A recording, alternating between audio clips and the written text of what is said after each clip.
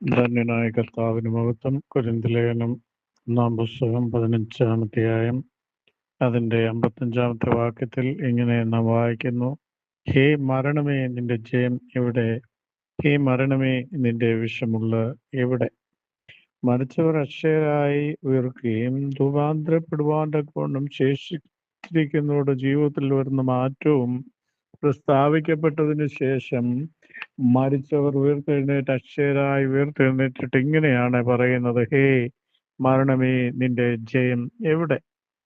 രൂപാന്തരം പ്രാപിപ്പാനായി മാറ്റി നിർത്തപ്പെട്ട ജീവനുള്ള ദേഹികൾ ഇങ്ങനെ വിളിച്ചു പറയും: ഹേ മരണമേ, നിന്റെ വിഷമുള്ളവിടെ? നിന്റെ വിഷമുള്ളതുകൊണ്ട് നീ ഞങ്ങളെ കുത്തുകയോ ഞങ്ങൾക്ക് മരണം സംഭവിക്കുകയോ ചെയ്യാതെ ദൈവം ഞങ്ങളെ കാത്തു.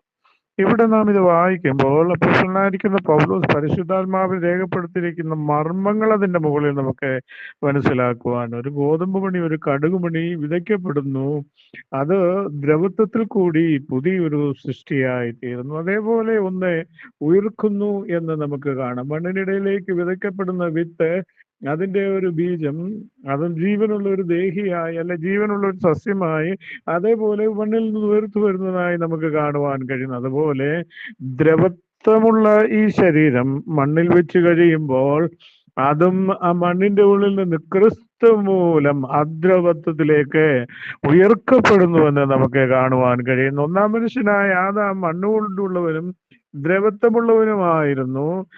എന്നാൽ അവസാനത്തെ ആദാം സ്വർഗീയനെ പോലെ സ്വർഗീയമായതിൽ നിന്ന് വന്നു. അതുപോലെ നമ്മുടെ ഈ മണ്ണായ ശരീരം മണ്ണുകൊണ്ട് പണിയപ്പെട്ട മണ്ണിലേക്ക് തന്നെ മടങ്ങിപ്പോകുമ്പോൾ ക്രിസ്തുവേശു മുഖാന്തരം ക്രിസ്തു സ്വർഗീയന്റെ പ്രതിമയായിരുന്നത് കൊണ്ട് ആ സ്വർഗീയന്റെ പ്രതിമ നമ്മളിലേക്ക് വരികയും നാമും സ്വർഗീയനെ പോലെ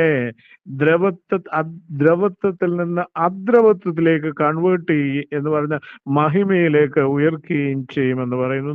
ഇതാണ് ക്രിസ്തുവേശു മുഖാന്തരം പിതാവായ ദൈവം നമ്മുടെ ജീവിതത്തിൽ ചെയ്തിരിക്കുന്ന വലിയ ഒരു നന്മ നമുക്ക് കാണുവാനായി കഴിയുന്നു. നമ്മുടെ ജീവിതം ഈ ലോകം കൊണ്ട് അവസാനിക്കുന്നില്ല. അപ്പോസ്തലനായിരിക്കുന്ന പോലെ സഭകളോട് വ്യക്തമായി പറയുന്നു, ഇവിടം കൊണ്ട് തീരുന്നതല്ല നമ്മുടെ ജീവിതം. പ്രാകൃത മനുഷ്യനായിരിക്കുന്ന നമ്മളുടെ ജീവിതം ഇവിടെ അവസാനിക്കുന്നില്ല. പ്രാകൃത മനുഷ്യനുണ്ടെങ്കിൽ ആത്മമനുഷ്യനും ഉണ്ടെന്ന് വ്യക്തമായി പരിശുദ്ധാത്മാവ് വചനത്തിൽ കൂടി നമ്മളെ വെളിപ്പെടുത്തും. അതായത് പ്രാകൃത ശരീരം വിതയ്ക്കപ്പെടുകയാണ്, മണ്ണിൽ വിതയ്ക്കപ്പെടുകയാണ്. ആ വിതയ്ക്കപ്പെട്ടതിന് ശേഷം അത് ഉയർത്തു വരുന്നിട്ട് ഒരു പ്രാകൃത ശരീരമായിട്ടല്ല. മനുഷ്യനും ഒരു മറ്റുള്ള ഒരു വിത്തും തമ്മിലുള്ള വ്യത്യാസം എന്ന് പറയുന്നത് ഇതാണ്: ഒരു പയറിന്റെ വിത്തിട്ട് കഴിഞ്ഞാൽ അത് വീണ്ടും അതേപോലെയുള്ള ദ്രവത്വമായി തീരുന്ന വേറൊരു ജീവമാണ് പൊങ്ങി വരുന്നതെങ്കിൽ, പ്രാകൃത ശരീരം മണ്ണിൽ മറയ്ക്കപ്പെടുമ്പോൾ ക്രിസ്തുവിൽ മരിച്ച മൃതന്മാർ അക്ഷയരായി എന്തായി തീരുകയാണ്.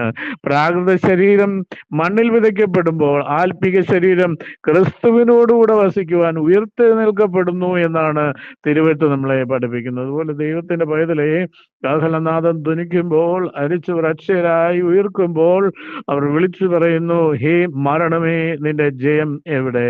ജീവനോടെ ആ കാലങ്ങളിൽ ഉള്ള ഓരോ വ്യക്തി ജീവിതങ്ങളും മരണത്തോട് വിളിച്ചു പറയുന്നു: ഹേ മരണമേ, നിന്റെ വിഷമുള്ള എവിടെ? ആകയാൽ ദൈവത്തിന്റെ പൈതലെ, ക്രിസ്തുയേശു മുഖാന്തരം